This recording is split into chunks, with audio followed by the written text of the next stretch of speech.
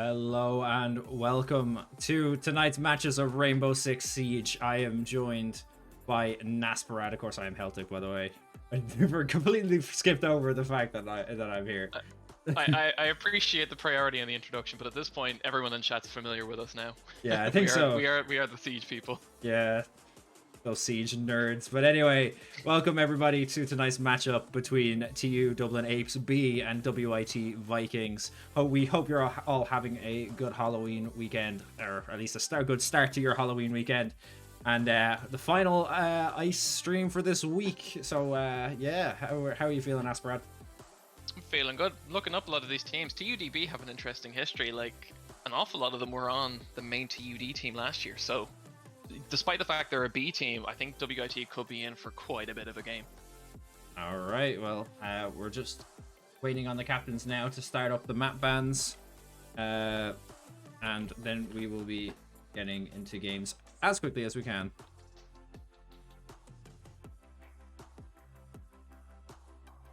Of course, last week we had a 1-1 matchup between, I believe it was, I have the match history up here. Maynooth University and Cork IT. Yes. The MU Crusaders and the B team for CIT Sprouts. It was a very fun game to watch on both sides, and especially the fact that they got 1-1, of course, for winning one map each, but also won the maps on the exact same scoreline, which is lovely to see. And not only that, I think each team won the other team's map pick, which was interesting. Yes. And now yeah, we're starting up the map bans here. Sorry to cut you off just there, but TUD have decided to ban Villa, with then WIT banning Theme Park out, then TUD then banning out Cafe, and we are now going to see a Consulate ban from WIT, leaving Clubhouse, Coastline, and Oregon in.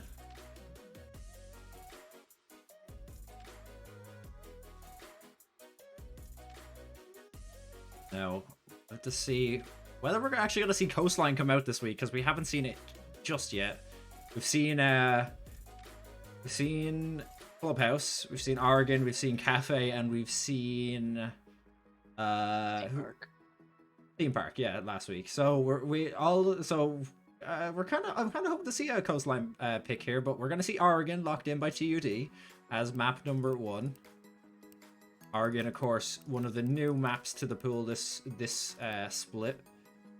So teams are going to see whether they have. I'm not too unsure how many teams have decided to pick Oregon in their matches, and we are going to see Coastline come out for WIT. So we are going to see Coastline. Coastline is a very difficult map if you don't know it. So it's going to be interesting to see whether the teams have practiced it. Like I said, I think Oregon is becoming a fast favorite if it's going to keep coming up. Coastline, I'm much more actually interested to see tonight, because from the bans from Villa to Theme Park, Cafe, and Consulate, a lot of those maps, specifically say Cafe, Consulate, and Villa, are the kind of long-range maps, or at least long to medium range maps that we get in Siege. For other games, that long range in Siege is very much no range in most games. But yeah, I was worried for a minute we were going to end up with a lot more close range maps, which we've seen a lot of before. We saw a lot of it last week, and we've seen a lot of it in previous weeks. And even if you've been keeping up with ICE, some of the other sponsor streamers who have been streaming other games that have been playing at the moment, there's a lot of focus around a lot of these close quarter maps. I'm curious to see how Consulate will go, because it's very easy for defenders to take advantage of some longer range traps and just lure the attackers into these corridors where hopefully they'll have the advantage. So I can't wait to see what WIT have in store for us on that one. Now we're going to see WIT pick the defensive side starting on Oregon, and we're going to see TUD start as the defenders on Coastline.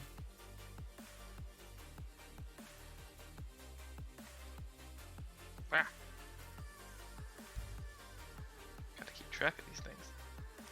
Yeah, just have to make sure we don't have an issue like we did last week with me not clicking one button and having to rehost the entire server because the sides were wrong. So Just bear with us while we get the players into the lobby and get the matches started up. Then we have most of WIT in. We're just waiting for TU Apes to join the lobby. Caps lock. I'm not sure who Explosum is, but he's one of the people on my list.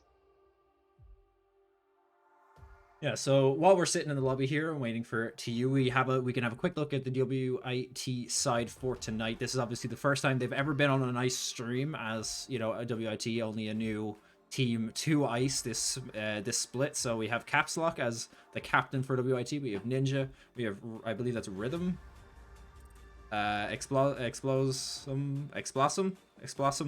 and Fallen Leaf. Yeah, and despite being a new team, they've done extremely well in the tournament thus far. We didn't get to stream these games, but in round one they played CIT Sparks' B team, who played Maynooth last week, and WIT walked away with a 2-0 map wins. And then just last week they played the UCC NetSoc Rebels, and they managed to walk away with a 1-1. So WIT are already proving themselves to be a very proficient team. Of course, UCC were our second place. Our runners-up in the previous split in the previous semester. So to walk away with a 1-1 victory against them this early in the tournament bodes very well for their future and their potential placement.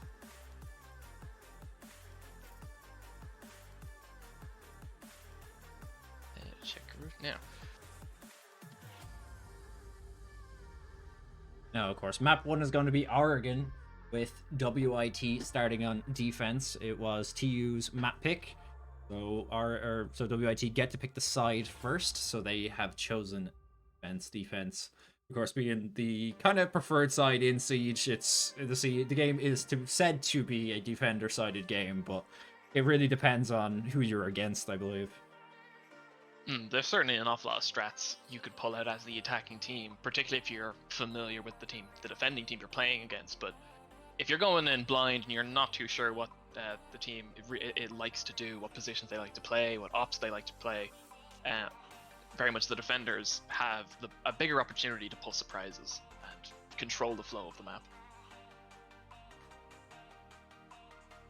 Now, as we see most of TU in the lobby now, we have Seamus, we have Dix, we have Opa's bruh moment. Interesting name. Mr. Robot, and we have Phoenix Red Zone as the final member. Yes, and just to point out, Seamus, Opa, and Dix are ICE veterans. They have been playing for a little while on TUD's main team last year. Last year, TUD only had one team, and they seem to have fractured out their players between their A and B teams this year, keeping both teams strong by spreading the talent out, which is good to see, rather than like abandoning the B team, you know.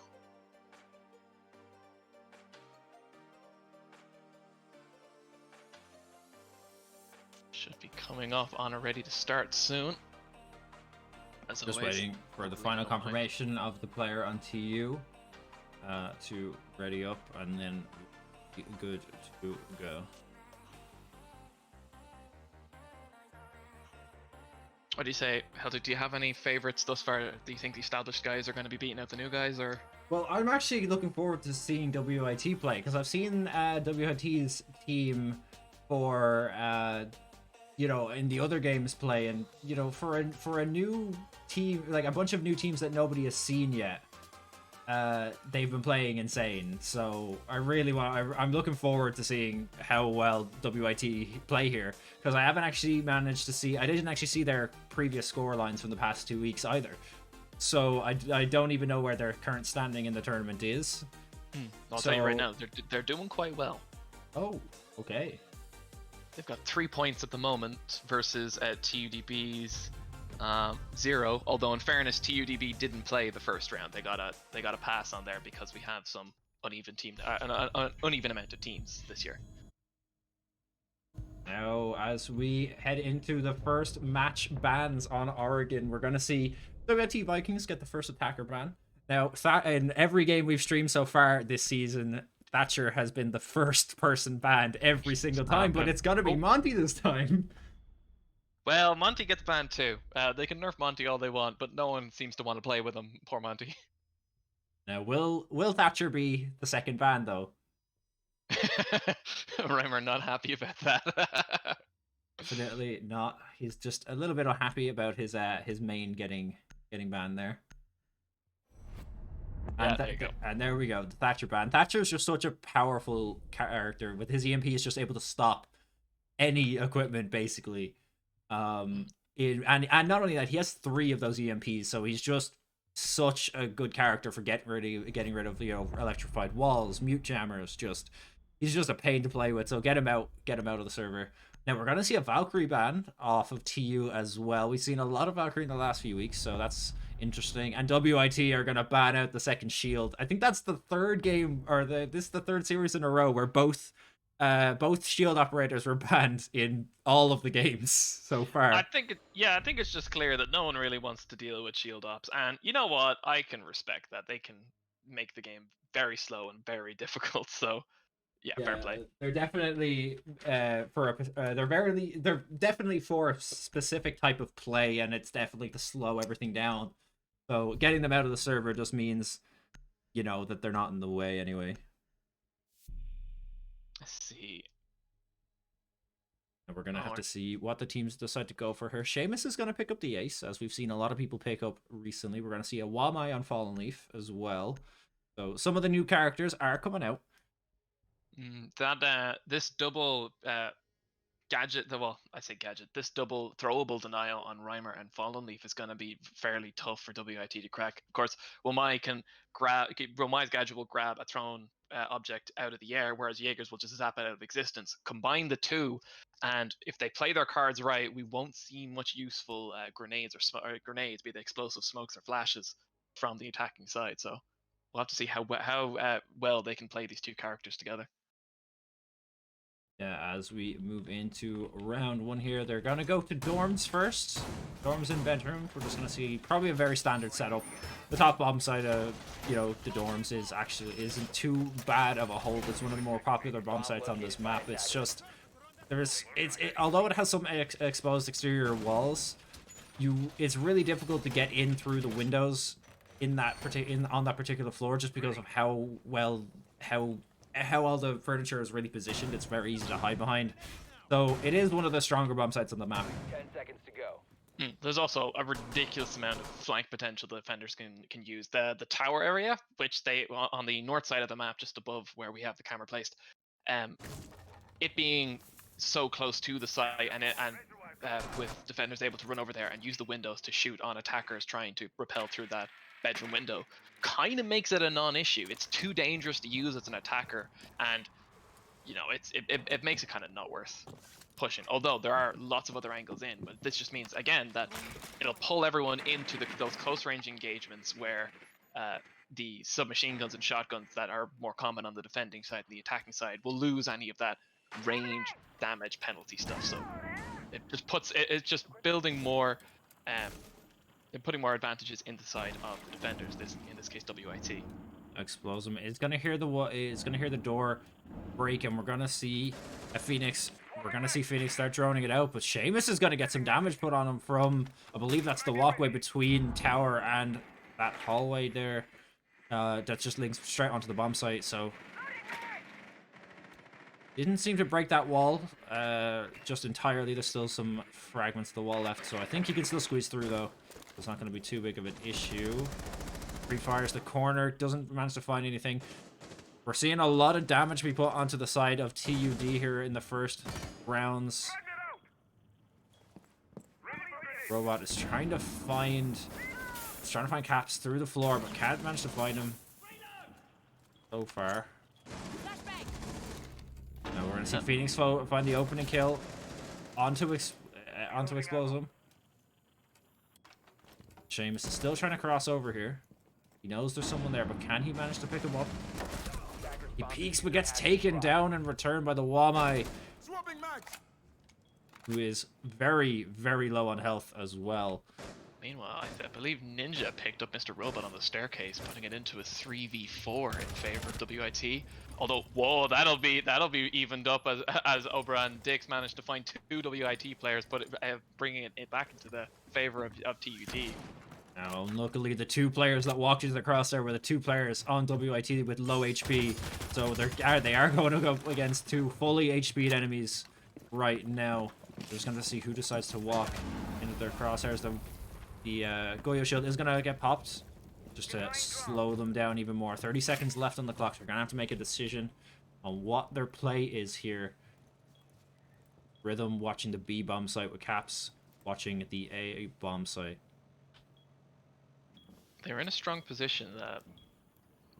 Particularly this site in particular is very good for defenders being able to hold the actual main objective. Of course, that sweep in was dangerous. Capslock not able to land a shot, but Bomb is going down, but he will wipe the Kali. Doesn't manages to swing his aim past him by accident and manages to miss that kill. It's all on Rhythm now, who has to retake the A bomb site, but there is the Kali sitting outside as well to worry about, and he doesn't have any other exits from that bomb site other than the main door. Too many angles, there's too many players left. You can see both windows are danger zones. He'll get the spray control eventually onto Dix, but now he's facing against 2 players. He doesn't actually know where the diffuser is. He just knows where his teammate dies. He'll find the second onto Bromo, but it looks like this is going to go down to Phoenix waiting out the diffuser, because don't even think there's enough time for Rhythm to get anywhere near the diffuser. He can't even find it. And that'll be the first round for TUD.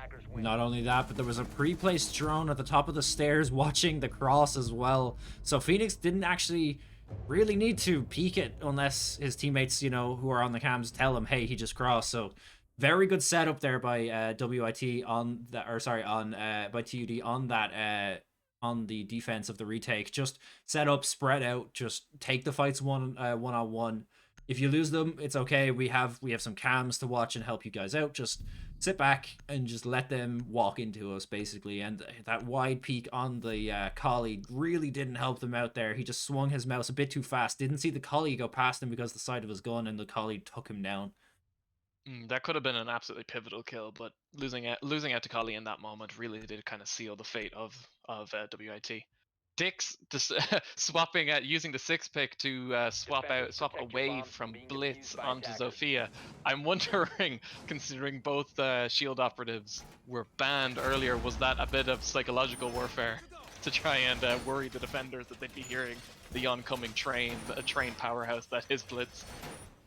They're gonna make them have to worry about, you know, lower their monitor brightness just a little bit so they don't blind themselves, but yeah, we're gonna see Fallen reinforce those walls out onto the tower once again. We're gonna see Explosive electrify them, so that's what the ace is for, though, just to break down those walls. There is still a Kali though, so they shouldn't have too much trouble clearing that utility, although they also have the explosives and ability to see the gadgets through the walls with IQ and Zofia, so this really shouldn't slow them down too much. But it is notable that WIT is choosing to not actually use the tower to defend at all. That's because they don't have to. Capslock's finding the first kill onto Bra Moment, the sniper taken down by an SMG. Bra Moment saw him in the window, was a bit sketched out, but was just decided, I only have one shot here. I'm gonna wait and see if I can get a clearer shot. And he just took the opportunity and just took his head off, so that's unlucky for Bra Moment there. That's a lot of utility taken off the side of TUD for this attack.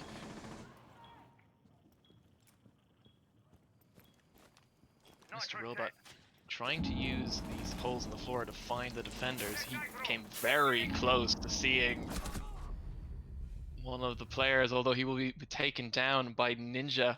That SMG doing very good work. Mr. Robot did the same last round, broke that floor just underneath where Capslock likes to sit on that A bomb site, and he spotted him out last round but couldn't find the kill. He tried the same thing again but couldn't find anything, and we're gonna see 2 quick kills coming from Phoenix red zone onto the side of WIT. which equals up the score, or equals up the player count here to 3-3. Explosion's Still- gonna have to start double thinking how he plays that position, considering Phoenix managed to get him twice in the same spot. No, we still see all of the ace charges on Seamus, so they still have a lot of utility and a minute left to play with as well. So doesn't really need to be any quick action, but Dix does get taken down by Caps Lock, and that's not really want when you're trying to just feel out the other team. Seamus is hit down to 50 HP, and they're gonna have to fall back here and try to rethink. I was thinking this would be the next move. The ace breaches being used to clear up that reinforced closet there. You saw Phoenix running downstairs to clear the bandit utility below, and that was a Wamai Magnet grabbing that smoke grenade, ruining the attack as Fallen and Caps Lock take down the remaining TUD players. Oh yeah, that's just unfortunate there for him throwing that smoke, but while my trap right behind him just ruins his day. Have to be wary of those. They do go overlooked, and you don't really think about it, and then all of a sudden, you know, you throw something and it just doesn't work out. They're hard to see. It's a lot of stuff on the map. Those little frisbees could be anywhere. Which unfortunately is the point. We're gonna see a Dokkaebi Lion come out on the side of TUD here. We might see a 6-pick off to the Ying though.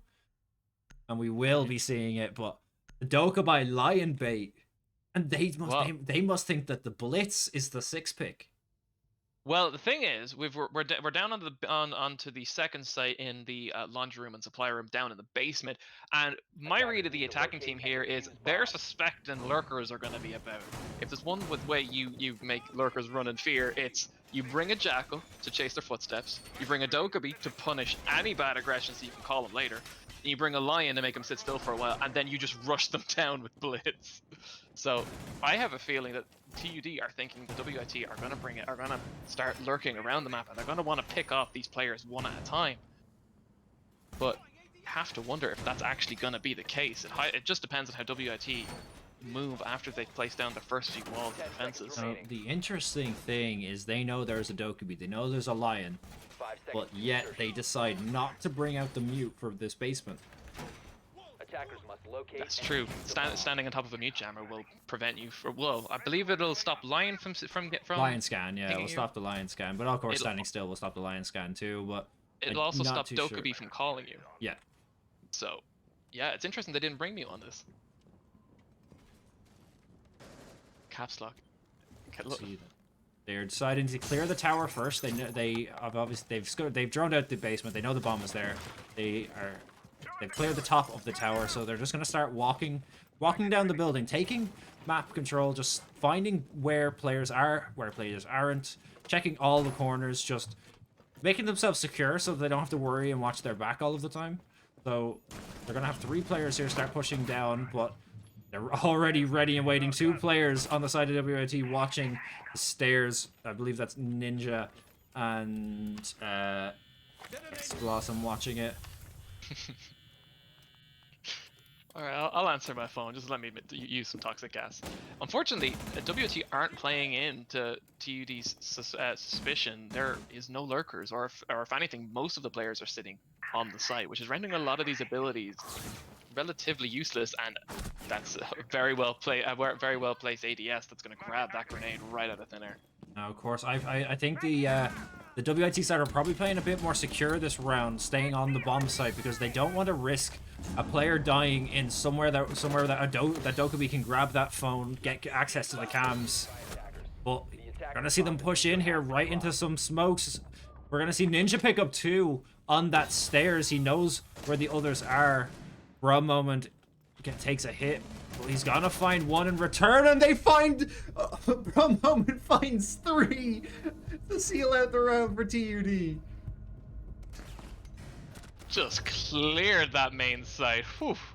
Not much you can do when Bro Moment has the game on. A literal window of opportunity for Bro Moment there. Takes down 3 players to secure the second round for them in this match on Oregon. more or less a repeat of last round. Are we going to see it in the same on the attack? And we're going to Seamus see gonna a stick with the Jackal come out. This is one of these things that I've been waiting for this entire the 3 matches that we've casted so far. Or sorry, the 2 weeks of cast that we've done so far. We have not seen a Jackal. Jackal has not been banned out of any of the matches. And both teams and all the teams have had lurkers, have had people wandering around the map, and we have not seen a Jackal so far. So this is finally something that I've been waiting to see, especially on a big map like Oregon. Obviously, we haven't seen too many people on the side of WOT actually roaming, but the Jackal is just there to make sure that there's no players upstairs when because realistically TUD know it's going to be basement again. They had a Jackal last round, although he was kind of nullified by the ADS. However, this round will be way more interesting because Caps Lock on WIT has 6 picked onto Vigil. Now there's one character who can who's gonna be trying to hide and wait for those late game flanks. It's gonna be Vigil, and Caps Lock is leaving footprints everywhere. This is gonna be Mr. Robot's dream right here. He is looking for a spawn kill as well. We're gonna have to see whether someone just decides to wander into his vision, but I think the most of the TU players are actually just sticking to the other side of the map, so not too worried about it right now. It'll hide him from drones, but it won't hide him from the footsteps, unfortunately. Now the footsteps are going to be found, so they now know that the Vigil is upstairs. So they know they have a lurker to find before they can push. This can be a very elaborate plan by WIT to just send the Vigil up, get spotted, and then send him away. But the Dokkaebi call is going to come out so they can try to find out this Vigil. They know the area of the map that he's in. That Dokkaebi call is going to try to make some noise to give away his position, but we're going to have to see where he can be found. Look at all these silhouettes. He's being surrounded. And Caps Lock is going to get taken down. The Jackal pick working out on the side of TU. That's exactly what Jackal is there for, to find out those lurkers. Get rid of the person that you know is behind you. And then all of a sudden, all you have to do is worry about the players on site. And I do believe most of the players on the side of WIT are actually on the bomb site. Yeah, they are all in the basement. So WIT actually have no more map control, and they're not going to try to gain any. It's a bit too late into the round for that to be pushing out, trying to find out where they are and where they aren't. So they're just going to have to sit and wait here as the siege starts.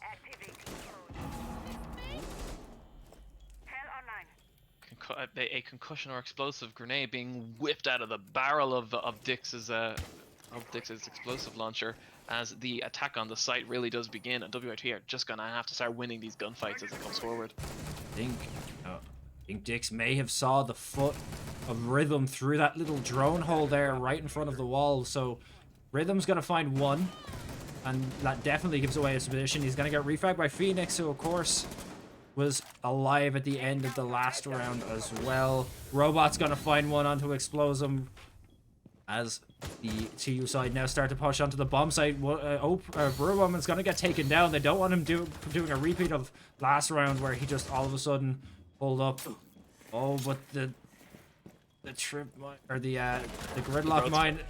Yeah, the road spike is gonna. I couldn't remember the name. The road spike is gonna give away his position. It's gonna damage him and slow him down. They're gonna spot him out. If those weren't there, he may have got a flank on them through that smoke, or the toxic gas. But that's just unfortunate. There, the gridlock, very, very, very different team comp to what we've seen from TUD so far.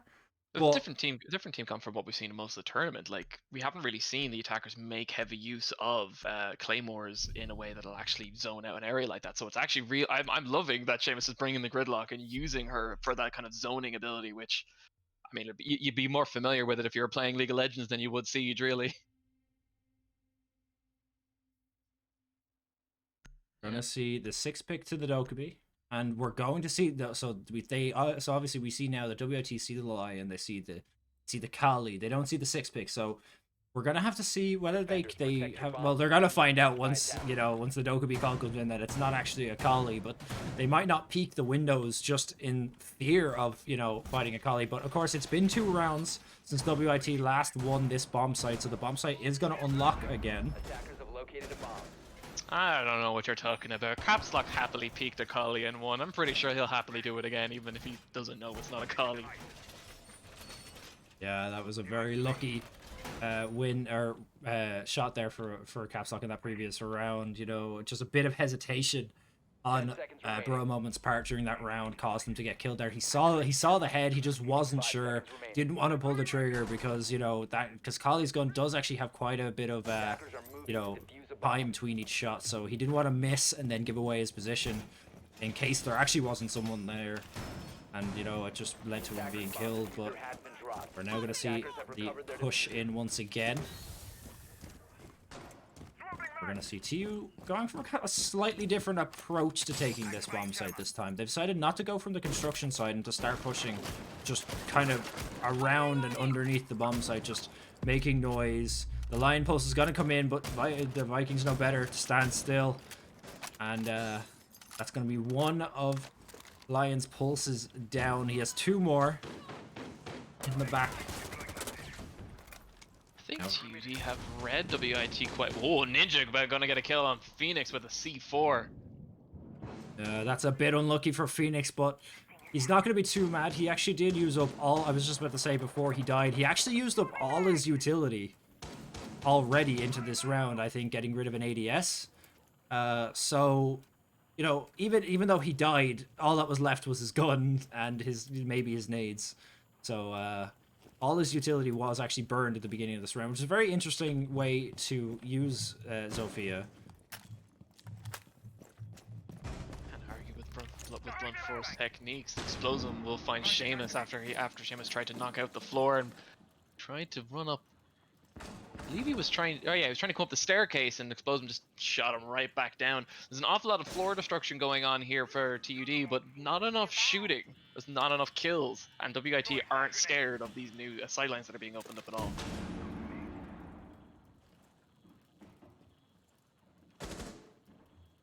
You can see some of the TUD players moving downstairs, trying to use these holes in the floor to their advantage, and Bro Moment trying to find peeks through this window, although most of the WIT players are either hiding from it or actively trying to counter peek them. As we see, they will find one onto Lion. Explosion on the double kill. He wants the triple.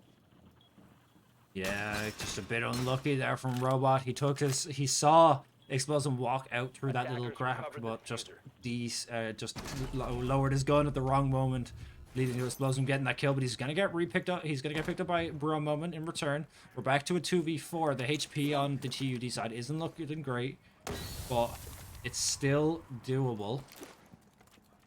Trying to get the Dokkaebi Pulse coming in. They're gonna give away the position, but the hole in the floor is gonna let Caps Lock see right up into that window and put down for a moment, leaving it all on Dix, who's gonna get picked up by who's gonna get picked up by Caps Lock. So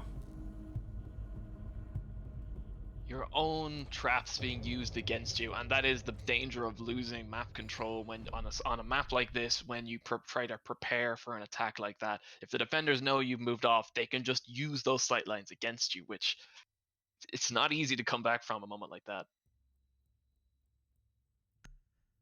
Of course, with the bedroom now won again, that site is locked, and we are back downstairs into the basement. there are 2 other bomb sites on this map. I'd say we will see one of them at some stage, which would be, I would say, more likely the kitchen. The tower bomb site we probably won't see because it's a bit awkward to fight on.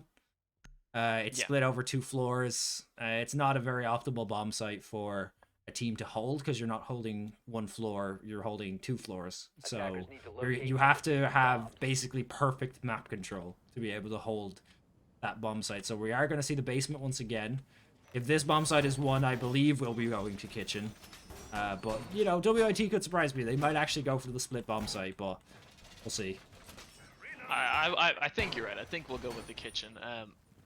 Mr. Robot making me wonder there. For a minute, I thought he was actually gonna stick on the fuse, which you don't see much of. But he's moved back to the 10 seconds left before insertion.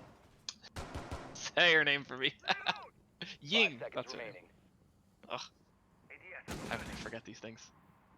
Attackers Well, are with a moving game out with to locate loads a of bomb and characters, defuse it. you're gonna slip up every once in a while. But let's see this round begin here. It's upstairs. Start. We're gonna see. First of all, we're gonna start seeing the QD side start clearing the rest of the map, and as you see there, Dick's just removing one of the default cameras outside, just give them less information. But we are seeing here that most of the players on the side of WIT are actually all 5 of them have decided to hold the bomb site this time. Now, as you can see from the top down view, there's 4 entrances to this bomb site. We have the stairs here at the back with Rhythm is holding. We have the stairs here at the I believe this is the north side of the building, which Capstock is holding. We have the construction entrance over where Fallen Leaf is, and we have Ninja and I believe Capstock watching, or I think it's Capstock. Or sorry, Explosum is Explosum and Capstock are watching the back stairs to tower, and Ninja is holding Attacker's bomb diffuser has been Ninja is dropped. holding the south entrance. Rhythm gonna put a little bit of damage onto the assaulting TUD team, but not able to pick up the kill under for a moment.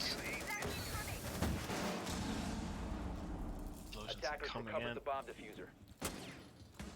Catch sight, he's not able to capitalize. He really needs to land this kill. Brumman has easily taken 6 bullets into the chest, and he's still not down. Really wanting to find this kill, but he just can't get it. Meanwhile, Mr. Robot will be taken down by Ninja and finished off in that toxic babe. It's not hard to guess where the WIT players are, but they need to be winning these gunfights, and the delaying ability of Lamai and Jaeger's gadgets are just ruining these pushes.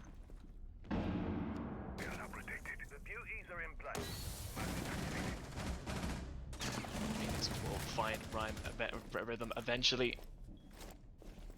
With all of the TUD players bottled up into the side corridor, this could be a very dangerous attack to try to push. Of course, Seamus is on the tower staircase, but he's been spotted. The defending team know he's there because of the Legion mines he stepped into. This is going to be a matter of Seamus opening up, getting a kill, or distracting, and trying to open up a method for the rest to power out of that back corridor. And it's not going to happen because Catblock is going to take him down with an SMG. It's the remaining 3 TUD players versus the 4 WIT. Brahman will find one on the Caps Lock. Ninja will return one on the Phoenix. 15 seconds remaining. As you've heard, 15 seconds remaining, 10 seconds now. They're gonna have to make a push. Brahman's gonna get taken down while trying to cross that little sight line, but Ninja's gonna pick up 2 with that SMG. He's got black ice on it, which makes it better. Yeah, skins equals wins here. According, black, at least black eyes, so that's what that means, but the coveted skin that everyone has wanted since the very beginning on all of their weapons, and clearly Ninja is extremely comfortable with that SMG-12, despite its fairly insane recoil, picking up, I think that was like 3 kills in the corridor. yeah, and he's been using it throughout this entire game actually, and he's just been popping off with it, so power to him. But we're gonna Secondary slot on the character, but definitely a primary weapon as far as damage is concerned. Now we are going to see WIT win WIT did win that round, but we are going to see the round swap over now, so we don't have to worry about seeing that kitchen bomb site, because we're now going to see dorms Attackers once need to again, locate but and this defuse time bombs. with TUD apes holding. So we're going to have to see how they differ in their hold in comparison to WIT's, which WIT, looking at the round list here, WIT lost the first round on this bomb site. Then every time they've held that bomb site since, they won. So this bomb site's been used 3 times in this game so far. WIT winning on it twice and TUD winning on it once. So we're gonna have to see how this goes. Looking at the 10 seconds scores, I said Ninja was comfortable with that SMG, and it really does show. He's the only player on the 5 server seconds with to 10 kills. Playing out of it, well, beginning to show. He's playing out of his mind and rocketing ahead of everyone else. We're gonna see 2 players on the side of TU actually go for some spawn peeks here. We're gonna see for a moment, hopefully see someone walk into his line of sight, and I can see someone just edging closer and closer. I think it's caps lock on that book, but will we see him walk into it? I don't think we will. He opts to climb up onto the balcony instead. Some wariness of the traditional spawn peak spots in the various window positions. And I have a feeling, based on their defense play, yep, TUD are going to put a little bit more effort into the lurk play, and Phoenix is going to use that to put some damage on the Ninja. He gets, well, I want to say that's about 3 hits on him, but too far away to secure the kill. Although WIT didn't play much lurking on their games. They're gonna have to be ready against a team who will, as 2 players are not on the bomb site and instead will be hunting for the attackers as they try to enter the building. And caps lock just saw someone wander past him. Didn't take a shot, didn't give away his position, but he's just sitting, waiting, seeing if anybody will push on here now. The new scan system is going to see that Seamus is going to mark out a drone on the main hallway.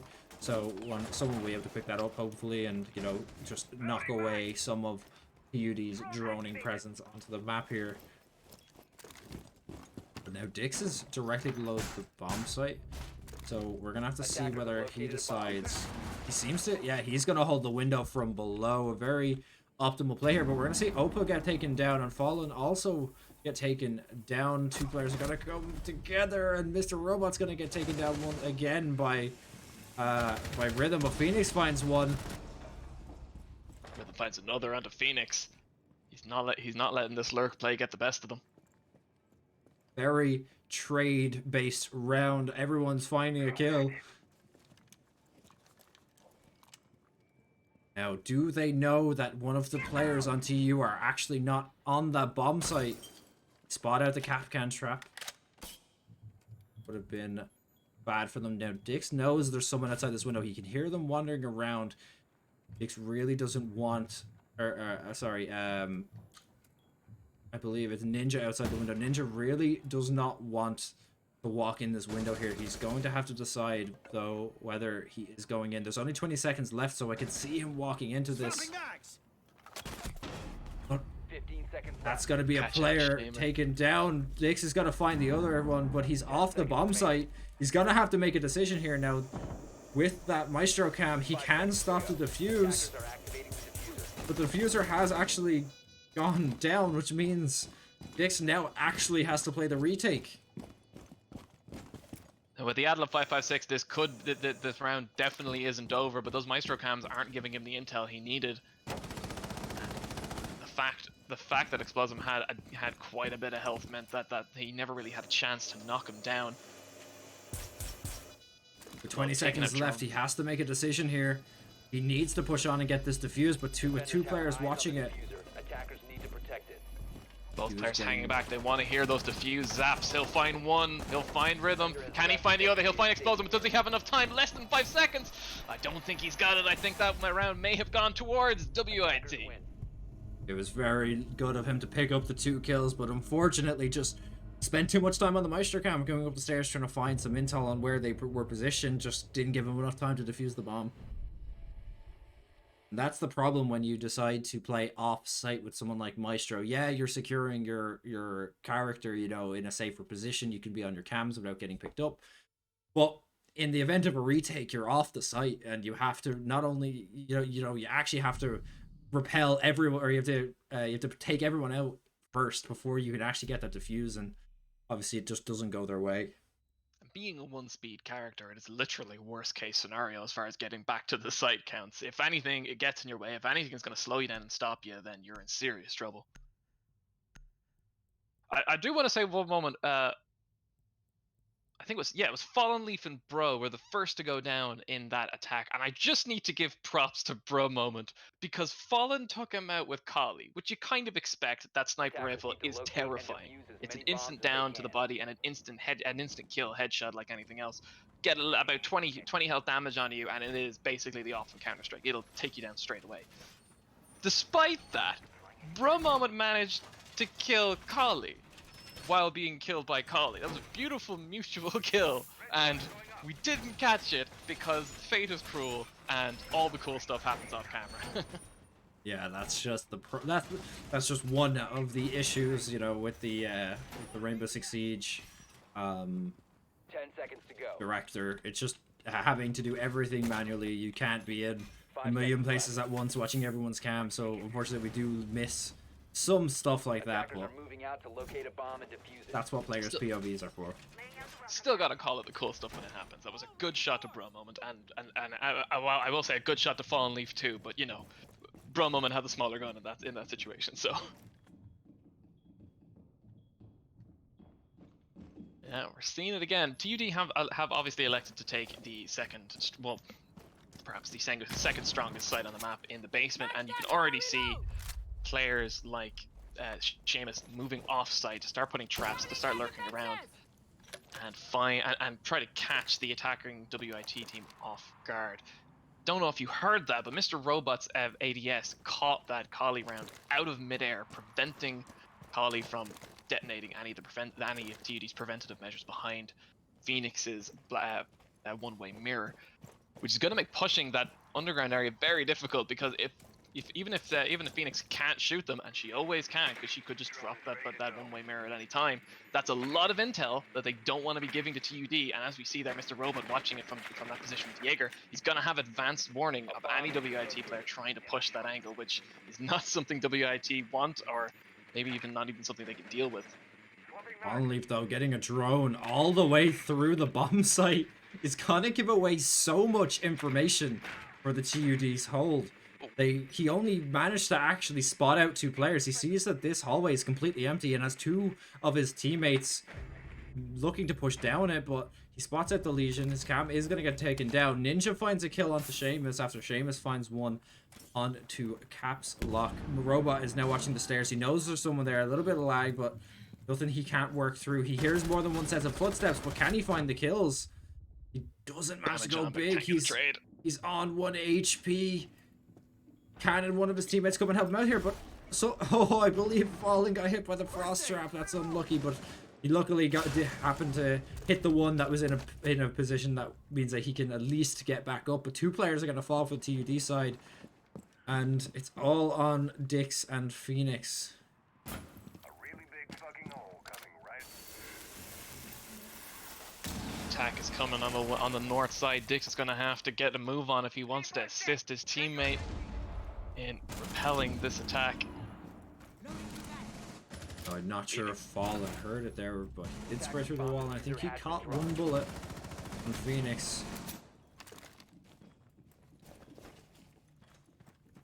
2v2 now. Dix managing to grab one of the WIT players as he came back down the staircase. Fallen gonna have to take this close angle. He will be able to outshoot Phoenix, knock him down straight away. It's just Dix on WIT to try and stop this plant going down. Too much audio cues. He may be able to see it. Dix will find one Fallen Leaf, and he will be able to find rhythm in the end, securing the round for TUD. You gotta be feeling good if you're Seamus right now. Trap characters, particularly in higher levels of play, you're gonna drop your gear and kind of expect people to find it a lot of the time. Not all the time, but a lot of the time. But in that round, he managed to catch 2 players with frost mats, and he was able to finish off 1. So you gotta feel good about that. You gotta feel good about the distant clunk. And of course, we are headed back upstairs to the kid dorms and the main dorms. Little bit of a change up coming up on the defensive side, unless Dix decides. Actually, a big change up. Dix switching from Pulse with a heartbeat sensor seeing through walls to Caveira. If you were a lurker and you didn't like the look of Vigil, you played Caveira. And before Vigil came out, you played Caveira.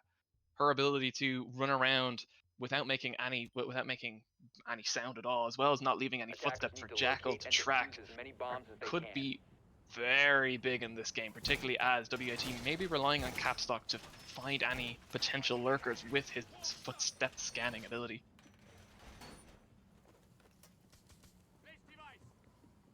Now, 6-pick or not, I think WIT now know that there's a Caveira on the defending team, as Dix, although he did manage to shoot out that drone, I think many players will be familiar with Caveira's patented suppressed pistol, which has gone through more nerfs, buffs, and reworks than Glaz in its entirety, really. 5 seconds left. We are gonna Attackers see are moving out to locate a Opa bomb go and for the defuse spawn it. peek. There's only one player on the there's 2 players on the side of WIT here. Will he manage to pick them up? He sprays and finds one with the spawn peek. We said last week that our players were too classy for it, but Opa just gotta, take the words right out of my mouth. Look, we said classy. Sometimes classy goes out the window and effectiveness is what you need. And if you're gonna get a spawn peek on this map, it's gonna be there. Either there or in tower, but nevertheless, WIT are a player up at the beginning of round 9. They need 3 more rounds to secure the victory on map 1. This has been a very close game so far. The scoreline 4-4 after 8 rounds played.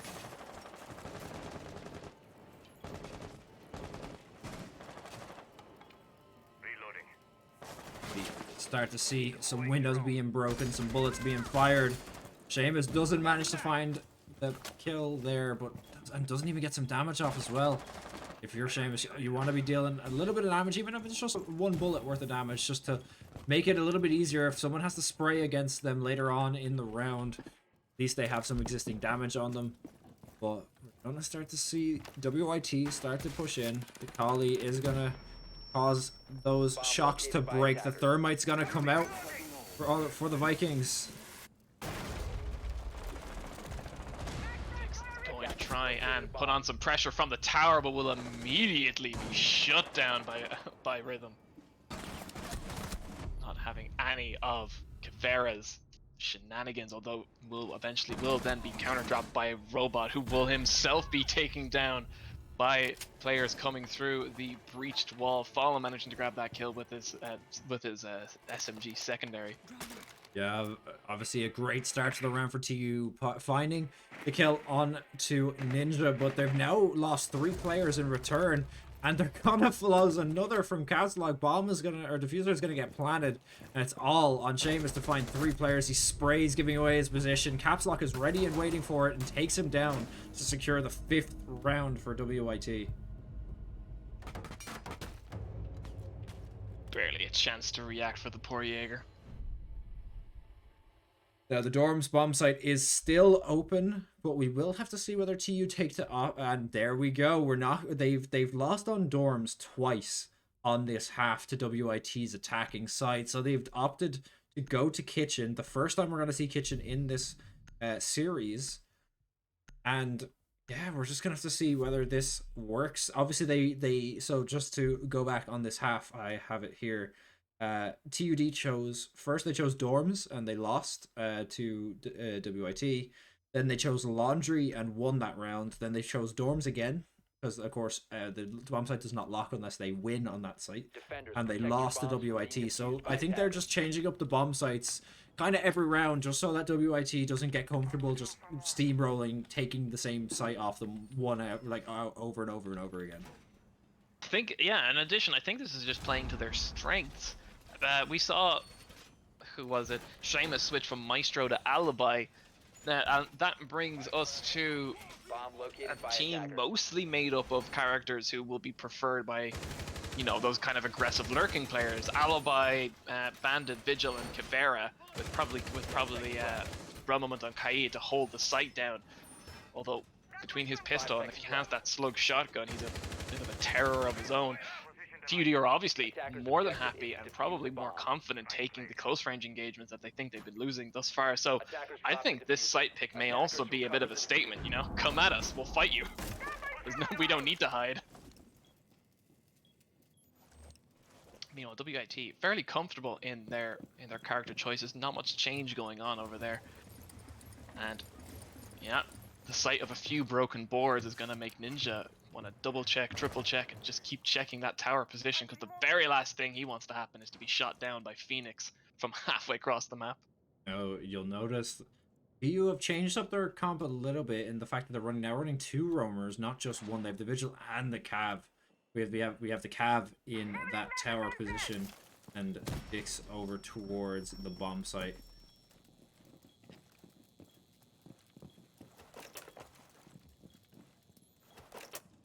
Yep, and you can see they're not on the site, but they are watching every potential entrance. If they can get an angle onto a site they're not even playing on, as long as it keeps WIT out for a while, then it's an angle worth trying to take advantage of.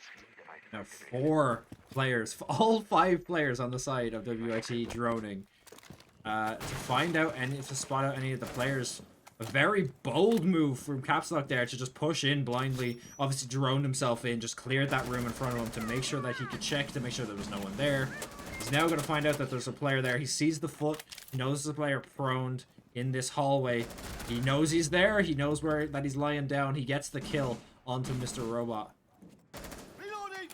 Mr. Robot will be replaced. Although Capslog trading shots will take down his replacement, Seamus, putting it into a 3v5. It was a ballsy move to start with, but Capslog has taken great advantage of this position. He'll find a third on a Dix. Ninja will find Brahma and only, and then Phoenix will be knifed by Rhythm. Phoenix got the interrogation. Oh, I didn't even notice. But Capslog not happy, not even gonna look too hard at this lurker as he manages to finish that round with 4 kills under his belt. Capslock, now very smart from him there. He spots out the leg of the first, so he knows he's lying down on the ground. Aims low, gets the first kill. Alibi pushes him and he just jiggles, takes a shot, and then slides back into the corner. Alibi is just continuing to pre-fire the corner, hoping that he peeks again. Alibi is just wasting their mag. So he just peeks out again and takes his head off. Then he finds 2 more, and the round is sealed. Like a very, very big round out of Capslock there. Just outplaying people in terms of gunfight. A well-placed risk, as you said, jumping in at the beginning and then just winning the gunfights, which you can be as confident as you like, you can be as lurk heavy as you like, but at the end of the day, if the attackers can still beat you in gunfights, then all of the sneaky planning isn't really going to do you much. And Capslock is more than happy to remind TUD of that reality, as that win pushes WIT Vikings into their 6th win of this series. And the match point of map. And we're going to see them return to the basement, as it has been 2 rounds since TUD won their last round, so we're going to see the basement come out again. I have a feeling that WIT know about this. They would probably keeping track of it themselves. They decided to go with 2 hard breach. They've decided to go with the Jackal once again after the 2 roamers coming out last round, but not too much roaming. Not too many roaming characters on the side of TU this round. They may actually opt to sit towards the bomb site for once. Well, Capslock has shown he's not afraid, and maybe TUD have decided now is time to just let them come to us. Running at them isn't working, and hopefully they'll be able to win a few rounds in a row and put us into overtime for their own sake. Especially considering this is their map pick.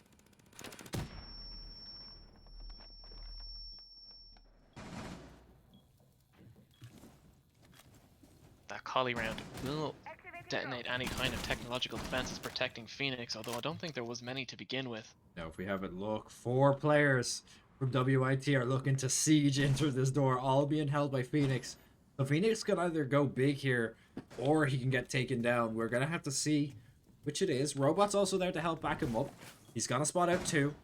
They're unsure still of how many people are actually in that hallway, but Capslock is going to find the first to open it up. That's actually upstairs, so that's not even on the breach point. Pinning the herd is good. Capslock will find another onto Seamus. That just leaves the 3 defending on site. Mr. Robot will find that C4 onto Fallen, taking out that sniper support. But Capslock in the flank, going to be putting pressure on them, making them check their backs. Rhythm will find Mr. Robot, putting it into a 2v4. It's all up to Mira. It's all up to Phoenix to hold this flank, and Capslock is ready to stab him in the back, and he will get it. It's just one player, just Dix, with smoke, having to stop everything. He will find one kill with a smoke grenade, but he's upstairs. He's not going to be able to do much if he stays up there, so the rotate's going to have to come in quick as Capslock and the rest of WIT gain more and more site control. You take down Capslock with that shotgun, and it will prevent the defuse, if anything, just by scaring Explosum, although Explosum, ready for the peak, will take him down, winning the 7th round for WIT, and as a result, winning them the map. Map 1 is going to go towards WIT. Of course, map 2 will be coming up very shortly. We're going to be moving over to, I believe it was Coastline for the first time on one of the ice streams this split. Of course, we had it a lot. I think it was one of the more picked maps actually last season.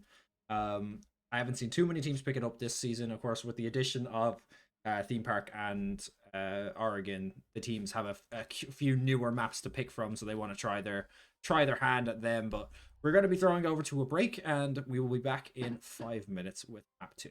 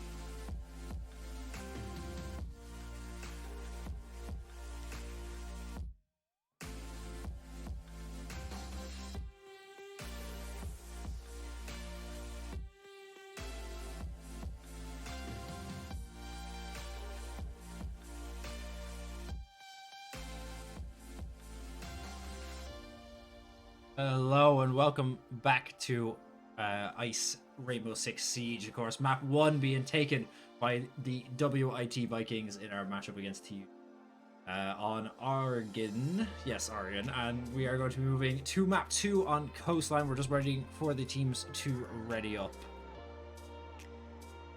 It's kind of good. It's the first time we've seen Coastline in this particular season.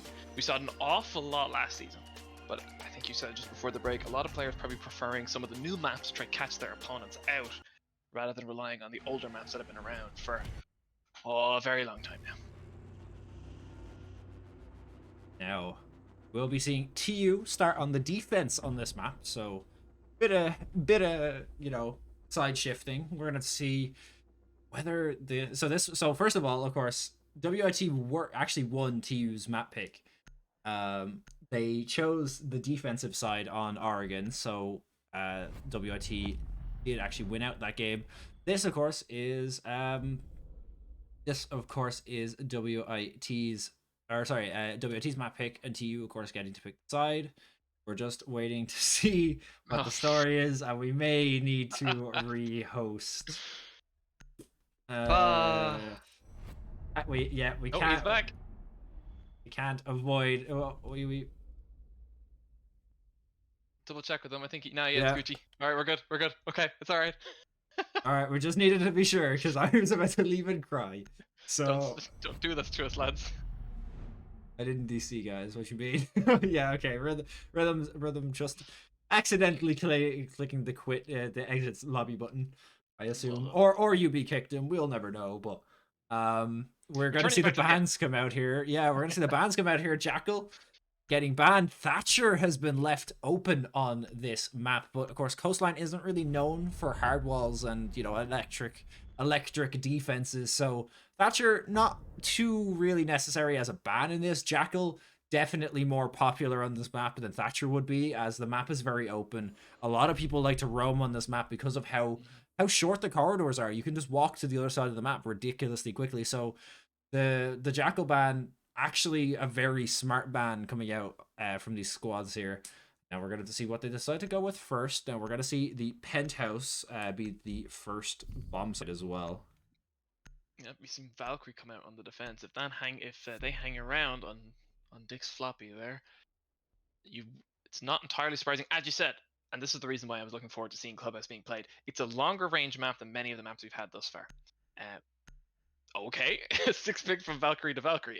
It's a longer range map you have than most of the maps, and it's also a good classic map for roaming around the whole building and flanking each other from both sides, both attack and defense. It's one of the maps where simply trying to surgically strike the site is not going to work, because someone will be able to try and retake the site from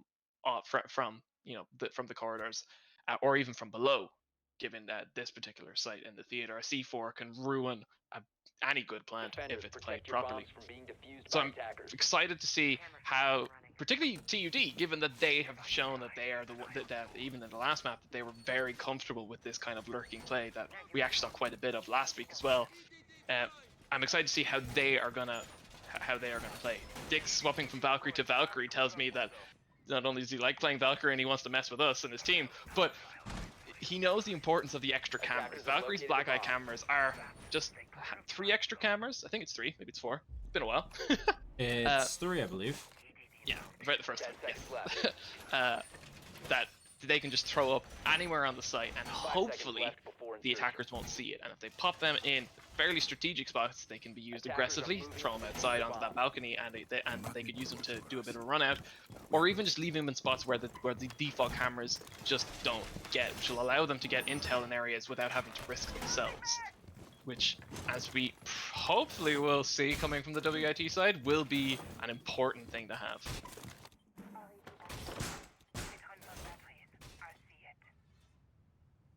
Fallen Leaf on the IQ start to go over towards the balcony. Ninja explodes them, going up towards the hookah balcony. This map is very interesting in how all the doors and windows are placed, because most of them lead to just a sheer wall. It's all basically a 2-story wall, with a balcony on the outside. The upper side of the bomb side, or the upper side of this map is quite open actually, because once you open the balcony doors, you can basically see into 2 rooms at least, or a room and a hallway. So as you said in the opening, the longer range fights in this game are going to be the big difference between the last game. But 2 kills are going to come out straight away between Ninja and I believe Mr. Robot also picked one up as well. One player is going to get spotted out. Mr. Robot doesn't manage to find it through the wall, but he swings a bit wide and gets picked up by Ninja running in with that Blackbeard. Intel being fed to him by, I believe that was Fallen Leaf on the drone. Not much you can do when the enemy knows you're there and has a big old ballistic shield in front of their face to prevent any nice, Look at any this handy Valcam headshots. spot. They don't know it's there. They know they're coming. Dix gets into a better position to hold this push, but Ninja's gonna find one onto Phoenix, leaving it all on the 2 players left on the side, Dixby, Floppy, and Seamus. Seamus is gonna find the first onto Ninja, using that mirror window just to pick him off real quick, bringing it back to a 3v2. Now they're gonna have to shoot through this breach. The C4 is gonna come out from Dix, but it's not gonna find anything. He does still see one in VIP. Just trying to see if he can find one. One's gonna fall to Seamus once again. Those Valkyrie cams are just doing absolute work for WIT here. Sorry, TUD. He's trying to stop that plan. He can hear it, but he can't do anything about it. Putting him in an interesting position, but he immediately gets refragged by Rhythm, who now has a lovely defensive position on the diffuser. But it's not going to matter to Seamus, who is just going to take him down, securing yet another kill. 3 kills in the first round, and will easily take down that diffuser seconds after it was planted. Bomb defusing is Yeah, failed. I Defenders think he just thought he was a bit of a bit of furniture. Didn't see him there until he moved, and then his head was gone at that stage. So we'll move on to round TUD, taking map 1 now. Round 1, sorry. Last game, up until really the halfway point, the game was very, very close. We saw the scoreline hit 4-4, and then WIT managed to run away with it. So we're gonna have to see whether TUD is, just kind of wasn't really comfortable on some of the bomb sites on the last map, or whether their defense just isn't too great. This is basically where we're gonna find out, because we have 6 rounds guaranteed of TUD's defense before the rounds switch over. Of course, you need 7 rounds to win, so we're gonna see at least we're guaranteed to see the 6 rounds of TUD's defense. You kind of have to put a decent amount of points on the board to win the attack. Interested up in hookah and billiards. We're going to see an awful lot of play out of these balconies to the south and west, because it's one of those sites that's near an edge of the map. And when a site is near the edge of the map that the attackers can gain easy access to, they're going to attack from that side 9 times out of 10.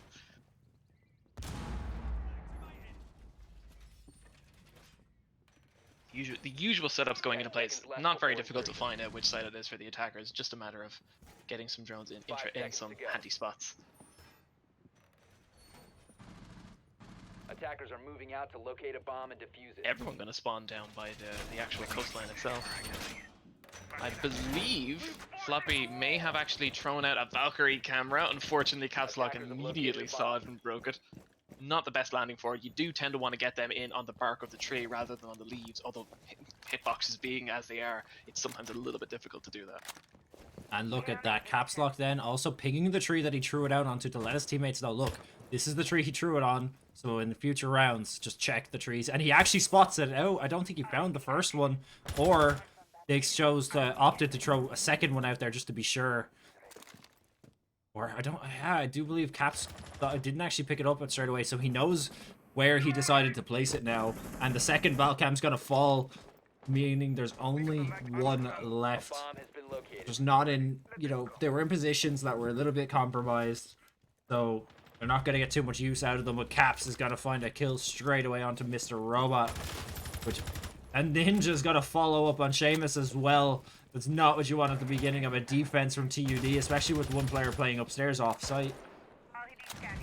There's 3 players offside if the X-rays through the wall are any indication, so it's actually going to be a matter of TUD having to sort of quietly get back on site, because whether they know it or not, WIT have actually secured access to to both bomb sites. Though, looks like they're not taking the advantage just down to the fact that that would be a very risky thing to do without the intel that you've actually secured it. 3 players for TUD here lining up for this push.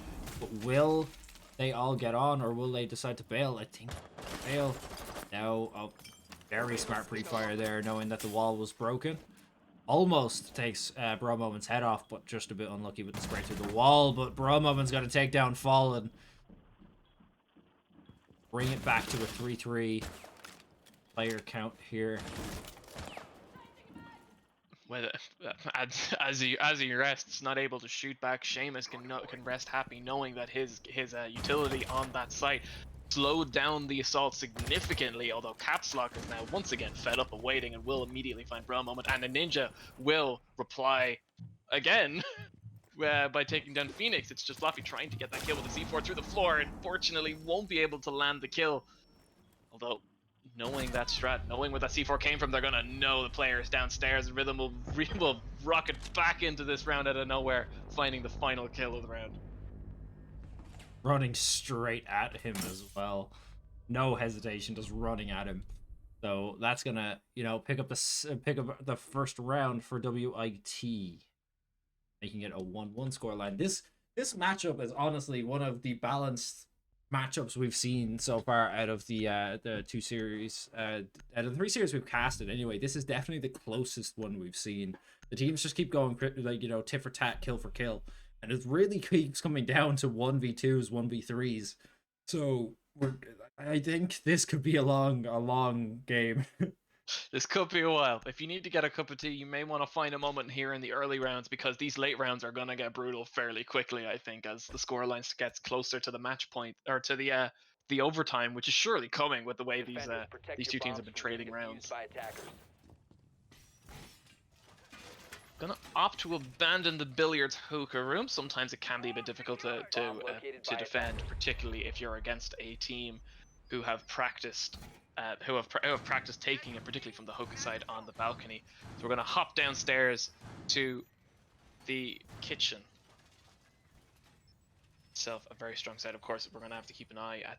We're going to have to keep a vague eye on that north window, because, of course, that is a very powerful position for attackers to gain control of and just cut the site in half, if they can win the gun battles, of course. 5 seconds remaining. Attacker's objective is to defuse a bomb.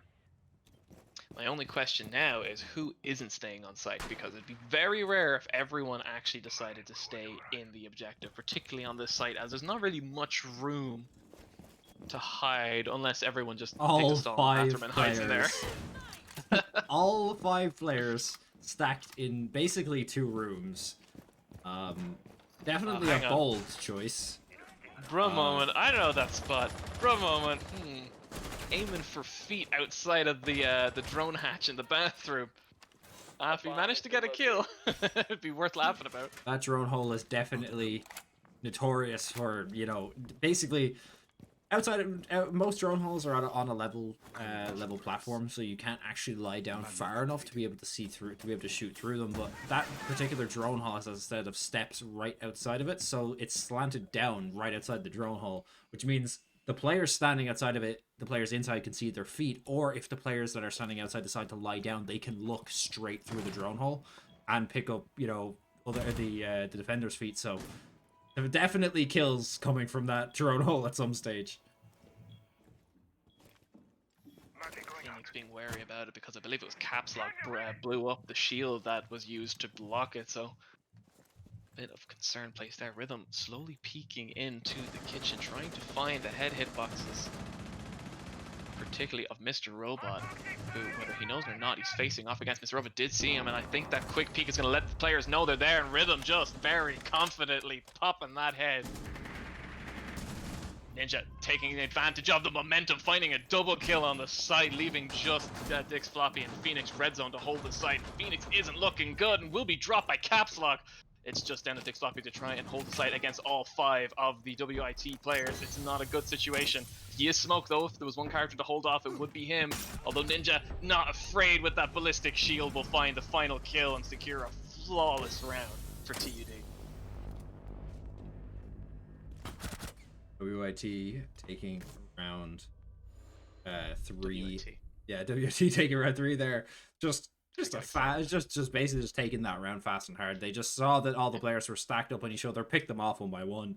Well, of course, with the opening kill, off that Hibana on Rhythm, with a very quick headshot, and then just taking the site. Like they're doing very well at controlling the pace of the rounds. So yeah, that's just gonna be another round on the board for them. Honestly, if I was TUD, I would be asking, guys, why were we all on or around the bomb site? Like there's so much of this. The one benefit of playing on Coastline is how fast the rotations are. You can really get to any point of the map ridiculously quickly because of how long those corridors are and the fact that they connect to everywhere. If you need to get from one side of the map to the other, you can in just a few seconds. So really, if I was TUD, I'd be asking, why aren't we roaming? Why don't we have everyone spread out? Why are we giving up so much map control? Why are we letting them into the building at all? It's really, they need to slow them down. They need to slow down WIT. They still need to take more map control in order to stop them from just pushing in and taking these rounds. I should say that central hole in the middle of the building is another reason why, if you need to get from top to bottom, you just jump at that and you're good. You're down. You're ready to start fighting back. But yeah, this is interesting because especially after the last round, I would have expected TUD to be all in on this map. I expected them to be taking much more advantage of the real estate opportunities for that. Yeah, it's a bit of a fat finger, I think, a bit of a bad frag, but no one died. It's okay. You're going to see the mirror windows come out again on the side of TU. Of course, they worked in the first round, so they can do something similar now that they're back in Penthouse with the bomb site being opened up once again. Penthouse is probably the most played bomb site on this map. I know when I was part of the NCI Panthers squad last season, definitely one of our go-to bomb sites. Certainly a very strong bomb site if you know how to defend it, although I think part of that defense is having control of at least the VIP lounge for most of the round. They can't take the site if they're terrified of being shot by the room next door.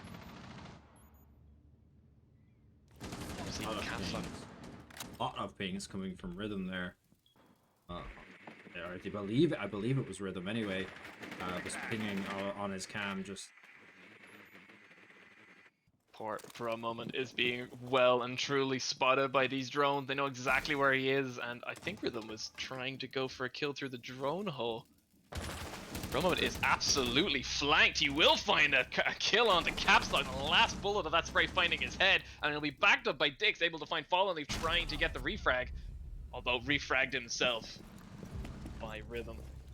Yeah, very, very lucky kill there to open the round up by Bromum, and just decides to pre-fire the window. Caps just walks straight into it. A bit unfortunate for Caps, but that's how the game goes.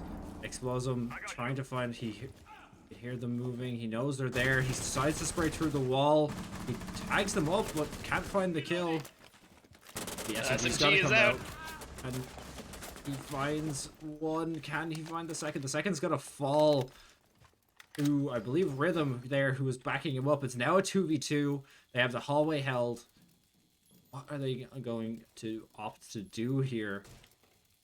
Is Hibana. Rhythm does have the ability to breach these hard walls, but unfortunately they've lost most of their ability to clear these electrifying gadgets. So it's going to be they're just not going to be able to use that advantage. Unfortunately, they're going to have to try and find the rest of the players, but it's very unlikely they're going to be able to just run through the music room, and Explosive will take damage immediately on trying to find the rest of these players. Put some damage on the Phoenix. Although that C4 will deny the plant, and Seamus, knowing that the round was ending, peaked Explosive and ends it in favor of the defenders. Now, if I was obviously great way to finish out the round there, Seamus just using that using the mirror window to actually take him down there. He could have opted to actually pop that mirror window while he wasn't paying attention and just spraying at the towards the bomb just across the site. You know, just pop the mirror window, take him out. But he just opts to wait, just sit there, and they of course win out the round. That's going to be the second round on the board for TUD.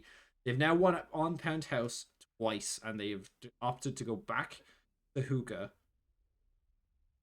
as their next bomb site. Now they lost the last Hookah bomb site quite quickly, I believe. So we're gonna have to see what they decide to do differently here.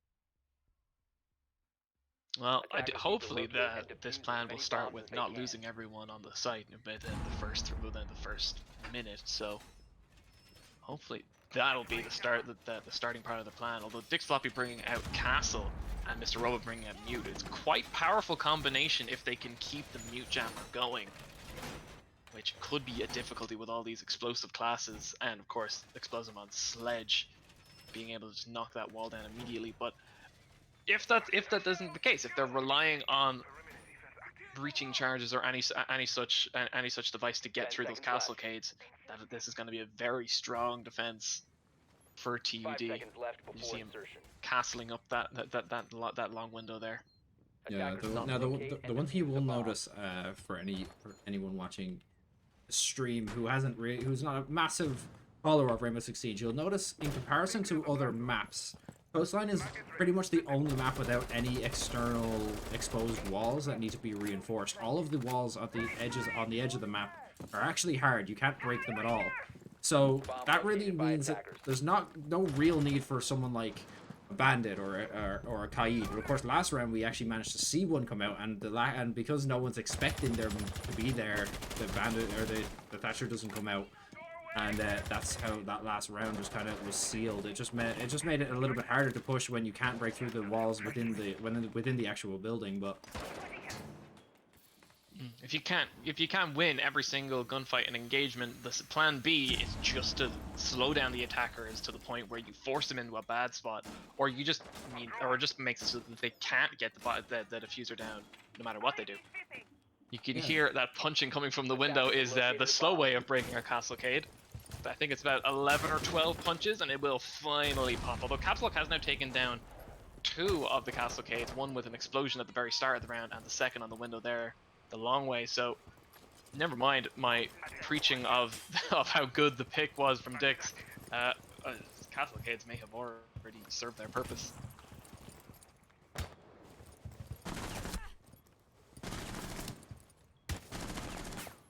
now Caps opting to continue peeking this window is a bit risky, because all it takes is one bullet for his head to be gone and them to be down a second player, but they're gonna get back into it with Ninja finding a kill onto Mr. Robot. He's gonna find a second onto Phoenix Redstone as well.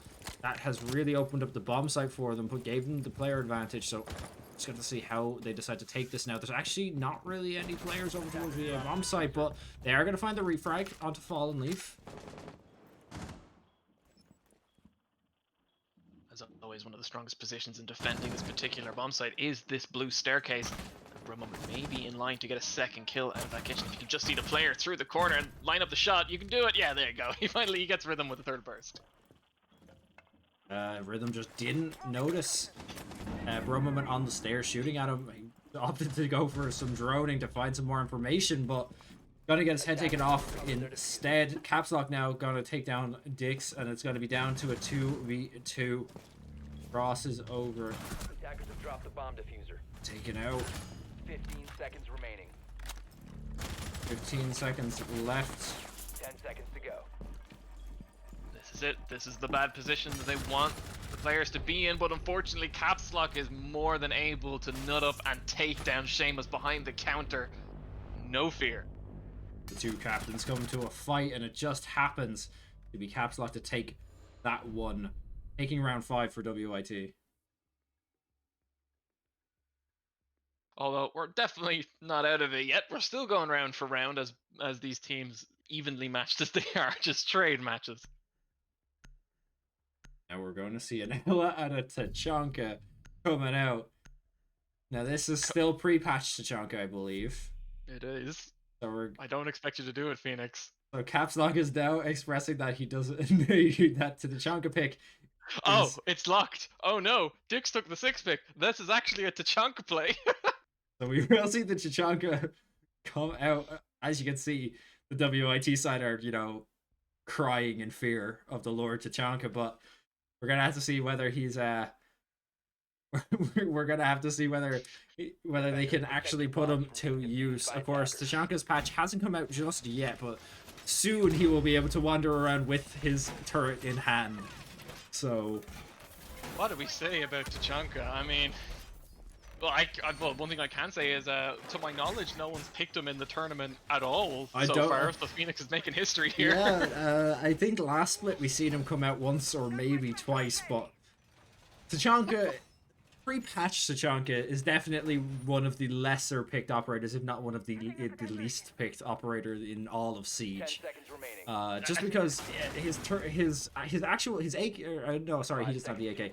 His actual default weapon isn't great. It's okay. The turret Attackers are moving out to locate the is stationary. It can be taken down easily, and once it's spotted out, it can be countered quite easily. It's kind of why he's not too great.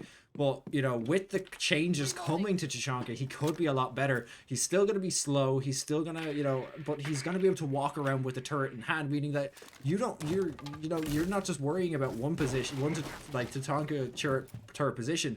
You're worried about him being anywhere. More than ever, droning is gonna be a problem for TUD. They're gonna need to try to keep the exact position of Tachanka a bit of a secret, although I don't really know how you keep something that loud a secret. by attackers.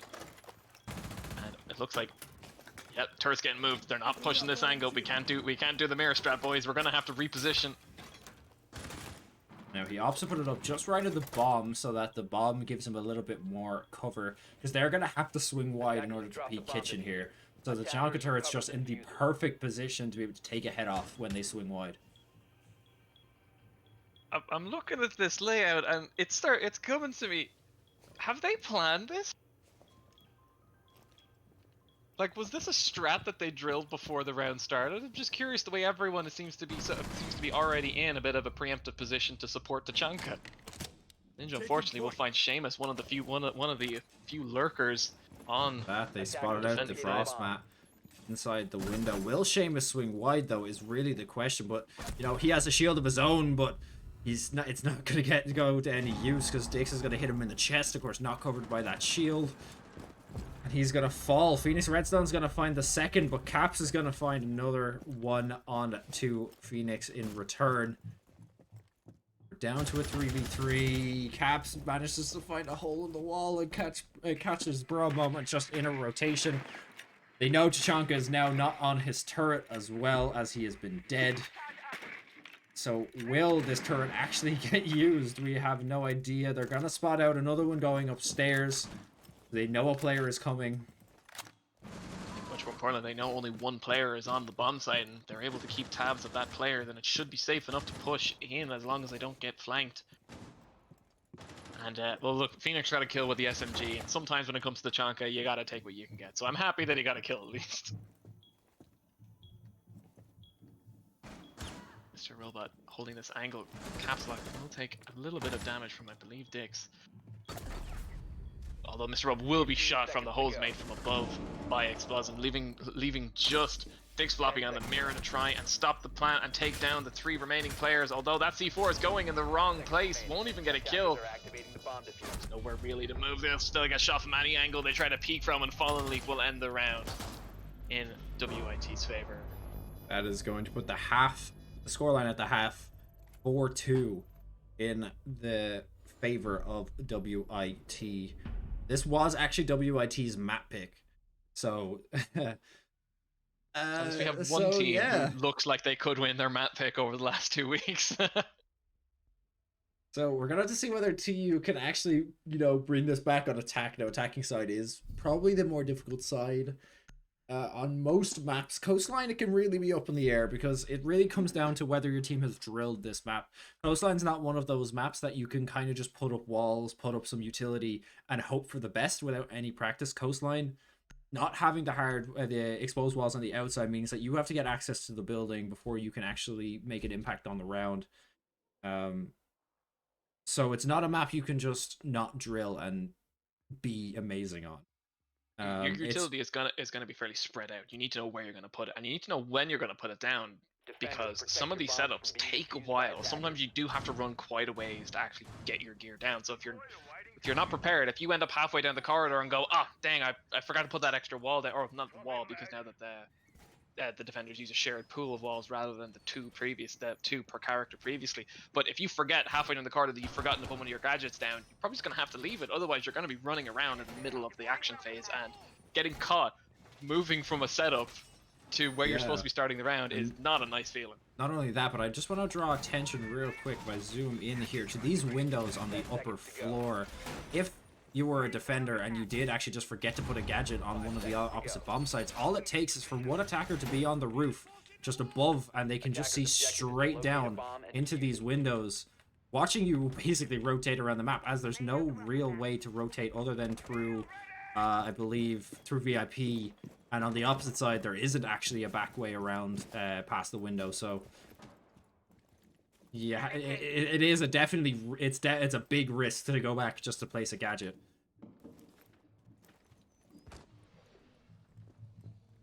We're gonna see them already or inside the building. This is a difference of pace between the two teams. They're getting players in the building fast.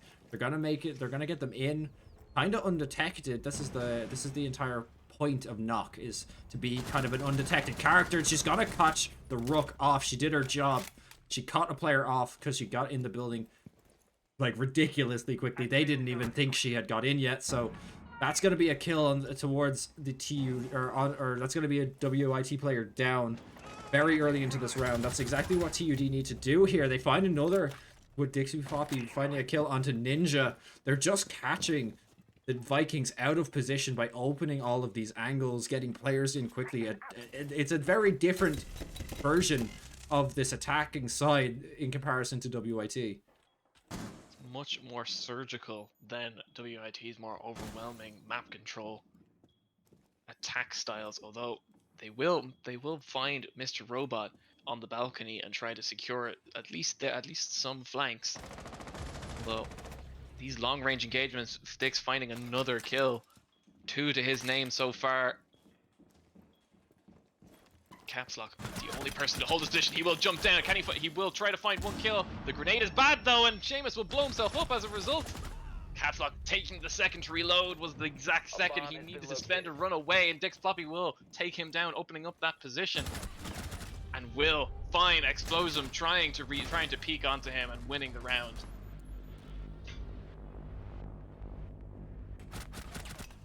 That is exactly what TUD needed in this game. If they want to tie up the scoreline to bring it to a 4-4, they need to do exactly what they did there. They need to take map control fast. They need to change the pace in comparison to what they did in the previous game.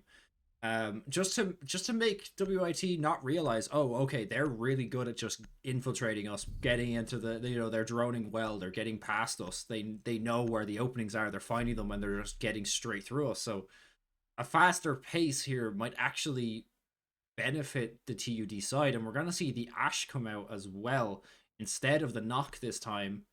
So we're going to see whether Seamus opts to just, go for a quick Ash rush, get into the building and find a kill. Now we're going to go back to Hookah again. Although failing to defend it last time, it is a fairly strong position if you have drilled it and you know what you're doing. So it doesn't surprise me too much that the TUD Apes will come back here. They are across the competition a very competent team, or a very competent group of teams. Yeah, now the option of Hookah over Penthouse is obviously kind of a personal choice, but I prefer Penthouse as I show you here. As we go through the two bomb sites, you'll see there's one balcony on one side of the building, and then as we come across here to the actual Hookah room itself, there's another balcony, which means You can actually see from this balcony over here a Cocktail straight through Blue Bar, straight through there, and straight into Hookah with one position, which is why it's a kind of number 2 to Penthouse. Usually it's a harder bomb site to hold, because if the attacking side do get access to that balcony and get full control of that balcony, they can have vision over both of the sites depending on how destroyed the wall between the two bomb sites is. And it usually is just to enable players to rotate safely between A and B without using this horrible death trap of a corridor, as it tends to be late into the round. Yeah, once again, that corridor that they're standing outside of Hookah right now, which we see Caps Lock holding, can actually just be seen from the roof through that window that we talked about previously. So it is actually not a great hallway to be holding, but we're going to see an early kill onto Fallen Leaf, which Seamus is doing it again.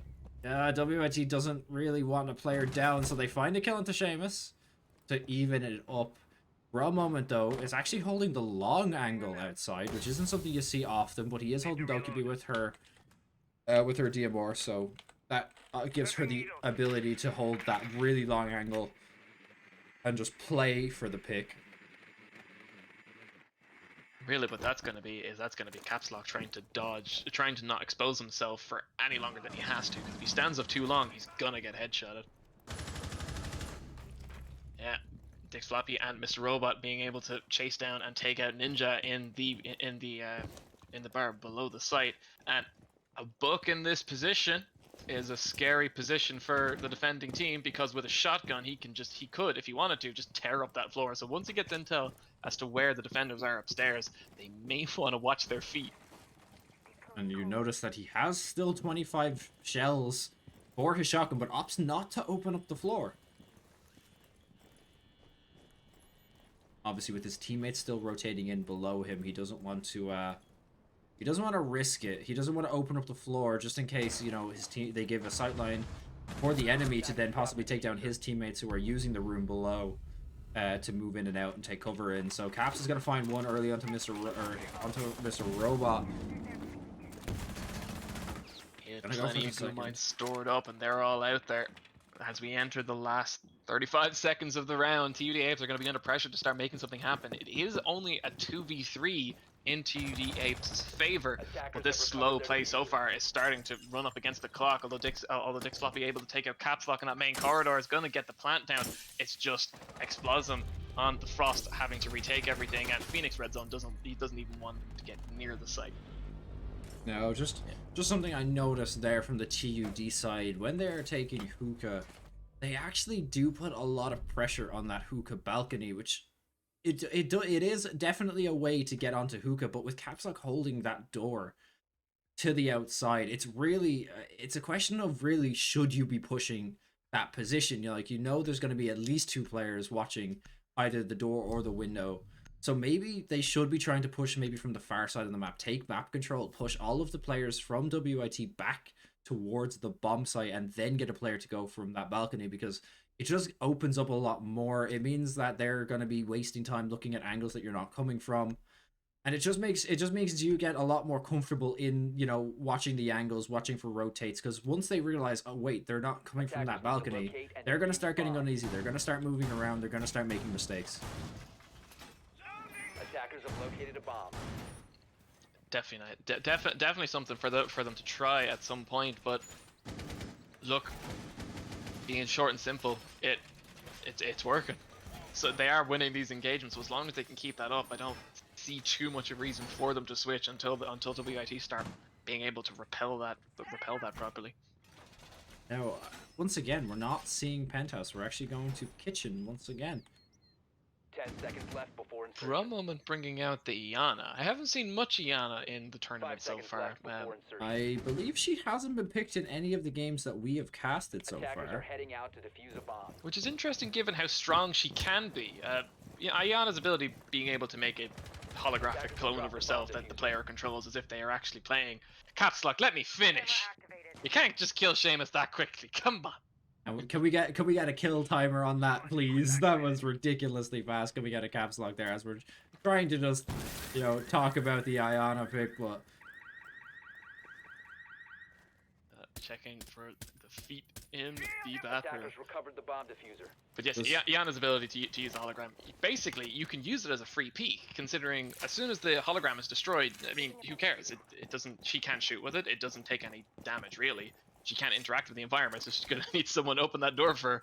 But when you run into that room, you can just, you know, say where the defenders are, having run straight through, or you can have your teammate right behind you and just refrag the hologram. So it ends up just being a free kill. So I'm honestly surprised we haven't seen more players take Iana into in these tournaments, or in these games even. The only problem with bringing in Iana drone is that the Iana drone actually only has 1 HP, so it only takes 1 bullet to kill it. Meaning that if someone was just walking behind the Iana drone, like a teammate, you know, waiting for the refrag, if they were standing behind it, the bullet would just go through and hit them instead. So Well, look, that is fair. That is yeah, true. it's a little bit risky to just, you know, follow the Iana drone in, but it is a very good way of getting information and baiting out, being like, hey, the Iana's over here, but it's not. But then of course the Iana drone dies. And you're like, oh wait, is she nearby? Is she on the other side of the map? Like, where is she? You can see Bromoman is doing that right now. He's sending Iana to run in. The defenders really have no choice but to shoot it. I mean, what's Bromoman gonna do? Is he gonna, you know, Cub Scout on her? He's just not gonna tell his teammates where the enemies are. Although Caps Lock is continuing to just take down anyone who veers even a meter off course in this as the Vigil. Definitely slowed down the attack to a crawl, as concern about a rear flank is starting to take the focus of TUD away from actually pushing the site. The attacker's bomb diffuser has been dropped. Attackers have For recovered good reason, apparently, as Capslock was able to find Mr. Robot as well. This round is just TUD trying to kill Capslock by the look of it. There's only 20 seconds left in the round. I hope they don't get too distracted by one player to remember that they're supposed to be planting a diffuser. attackers dropped the diffuser.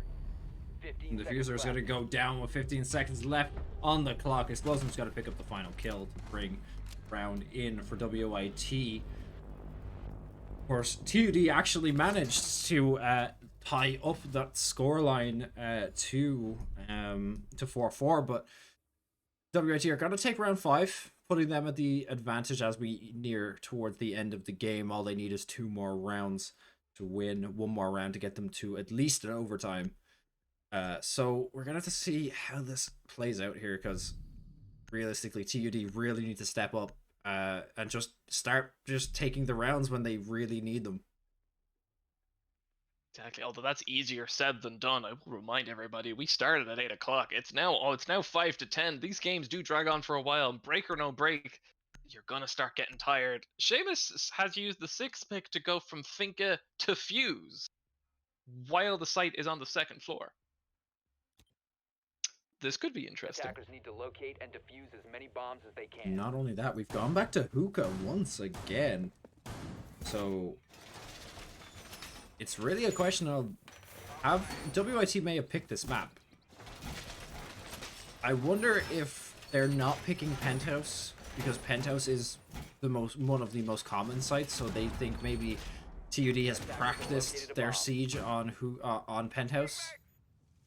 So they just don't want to give it to them, because realistically, if you're practicing any bomb site, if you're practicing a take on a bomb 10 site, seconds to realistically you're going to be practicing Penthouse and hookah.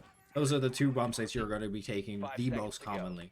So either they know their defense on Penthouse might not be Attackers' great, objective or is to defuse a they bomb. just don't want TUD to have a chance to actually, you know, practice their penthouse attack.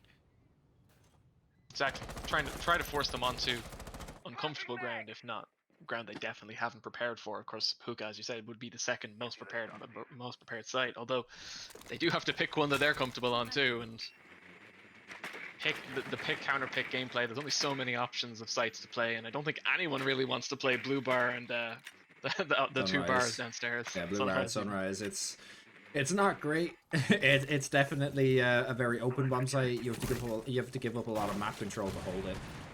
There seems to be always one of those bomb sites on every map where it's just a bit too contested to be optimal.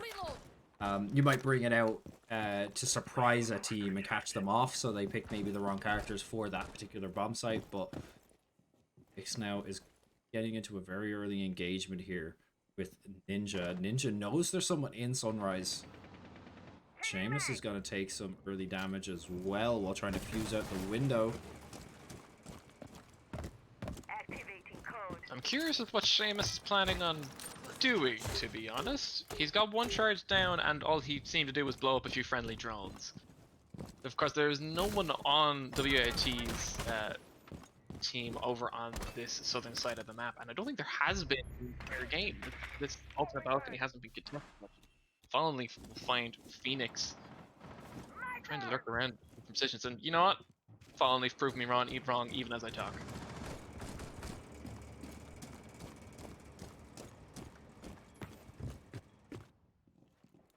A bomb has been located. Round is slowed down once again. TUD are just trying to find, basically trying to find their way in.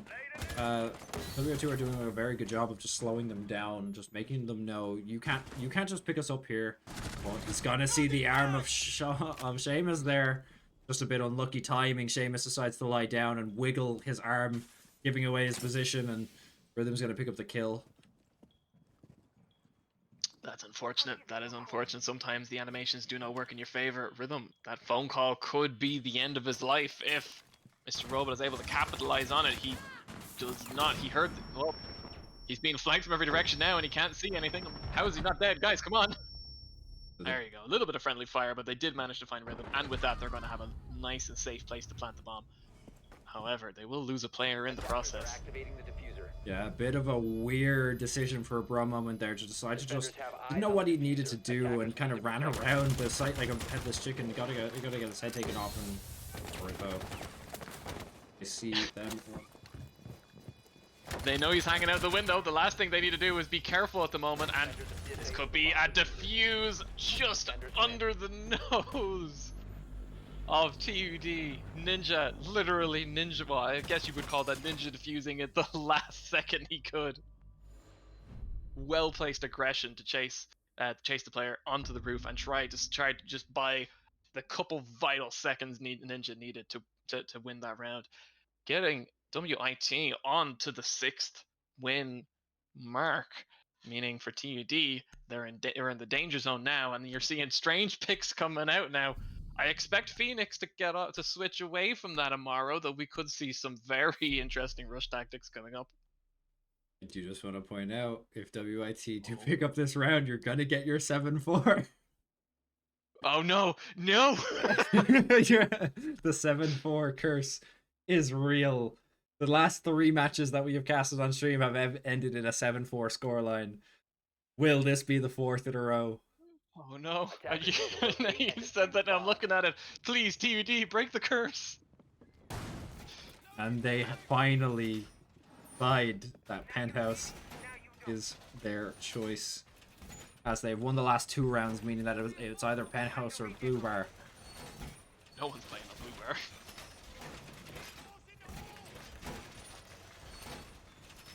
So, let's just talk a bit TUD for a minute. Because I haven't seen much Glaz, Located by I attackers. haven't seen much Blitz, and I definitely haven't seen much 10 seconds Amaru. left. Yeah, it's definitely a weird team comp coming out of I wonder if there's TUD here. I wonder if there's a plan coming up. I'm hoping there is, because Attackers Yeah, it ejected seems like the less of a diffuser. team comp and more of a meme comp, but we'll see how it goes. of course Glaz did get his buff fairly recently. His banana scope vision has been much improved, getting a bit close back to the days when the meta was kind of just called the Glaz meta, so we'll see if Dix is able to put it to good use.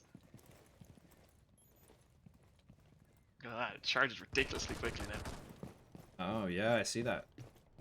Okay. Yeah, they thought he wasn't getting picked enough, so they decided to Well, do when, this again. well, when you decide to nerf characters, of course they're going to start getting picked less. But I think what they did to Glaz kind of did make him a bit too slow Drop paced. the diffuser. The buff, of course, to his banana scope Attackers recovered the made it a diffuser. little bit more. But the blitz is already ran in, so we're gonna have to see Who decided to turn their brightness down and who didn't? We've joked about rushes before, but Seamus is taking it to heart, bringing the rush, although that C4 could be lethal, and it will be! Can't find it in the smoke, he's gonna get killed from below. Leaving just dicks at the window to try to find these players. He doesn't have long of smoke left, and his advantage will be lost to anyone with an automatic weapon, really.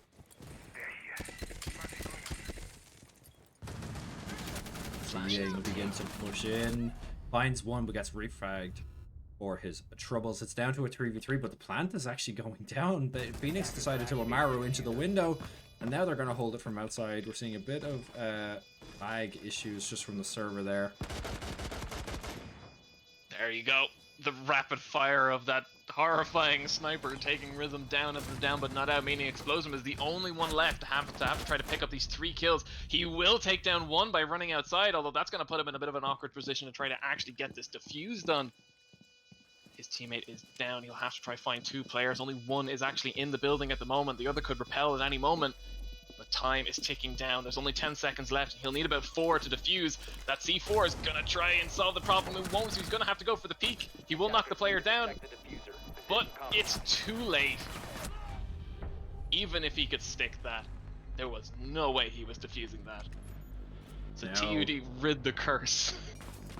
Yeah, we moved to a 6-5 scoreline. This could be the first overtime we see, possibly, if TUD can secure one more round. But now, I believe, if I go back through the score sheet here, Kitchen has now opened up once again, and WIT goes straight back to Kitchen. So I think my prediction earlier was right. WIT just haven't practiced Penthouse.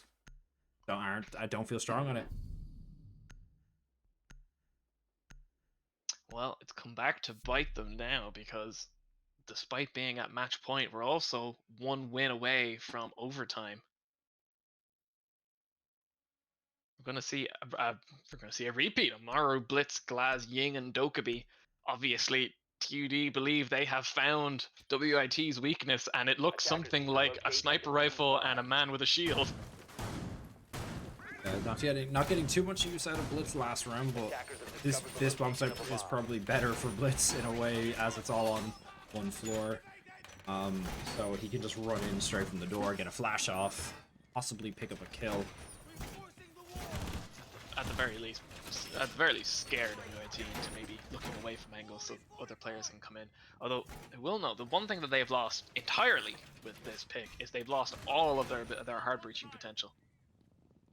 It's all smoke grenades on everyone. Although Amaru does have a hard breach gadget now. She's got the new secondary one, which will make a hole large enough to vault through or crawl through. But I'm not expecting Amaru, Phoenix and Amaru to really use that. I'm expecting him to rush in with that machine gun and just take names. Everyone else, anyway, smoke grenades. This is the glass meta.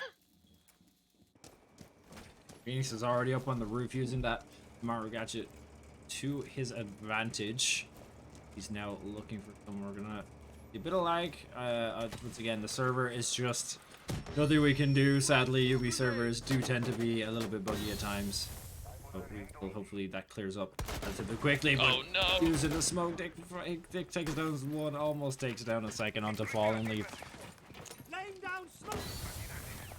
Now this is what happens when your team runs 8 smoke grenades. They're gonna see a run out, and once again he's gonna pick up 1, maybe 2. It's gonna be 2. He's gonna go for the ninja defuse, but two players from TU are there to stop the ninja. The bomb plant is right inside the door frame, which means they can just stand outside and hold it. It's gonna be quite hard, but Explosion pushes out, finds the player, and the one repelling, leaving one player on the TU side, being Mr. Robot, to try stop this defuse. He's still alive. He manages to pick them up. No, Mr. No, that's just a bit unfortunate. For the Frost Trap ending up coming in clutch to win the round for WIT, and that will be 7-5 as our final scoreline. I joked earlier about Seamus being happy that he got 2 Frostmat kills in the previous map, but never mind, Explosion must be dying of laughter right now. Literally the game-winning Frostmat. If we bring up the scores here, you'll see Caps Lock and Dix both picking up 16 kills apiece, 12 on Ninja as well. So definitely, definitely a lot of kills coming out on the side of WIT that game. But that is going to be it for our Siege games tonight. We are going to that was a 2-0 victory coming from the WIT side. We'd like to thank you all for watching, for sticking around with us for the 2 hours. The Siege games are ridiculously long. I remember in season the winter split last year, I believe it was best of 3, and yeah, it was 3 hours. And by the third map, if it went to a map 3, you were tired or sore. So it's definitely a welcome change that it's now 2. But that's going to be it for us tonight, and this is going to be it for ICE this week as well. We will be back next week with, of course, way more ICE action. We'll be starting off Monday with some more Valorant. That will probably be, I think, it'll probably be me and Evan or me and Sader. We'll have to see on that one. Then we will be moving over to Tuesday, where we're going to see some more Rocket League. Rocket League has, of course, been popping off so far this season. 500 concurrent viewers every week on that Rocket League stream. So thank you all for coming out to support that. Then we're going to be moving over to some CSGO on Wednesday, followed by League of Legends on Thursday, and then it'll be back with probably me and Asperad next Friday. Probably. Yeah. So Well, we hope you come for some, if not all, of the games next week. And until then, we will see you then. see you next week, guys.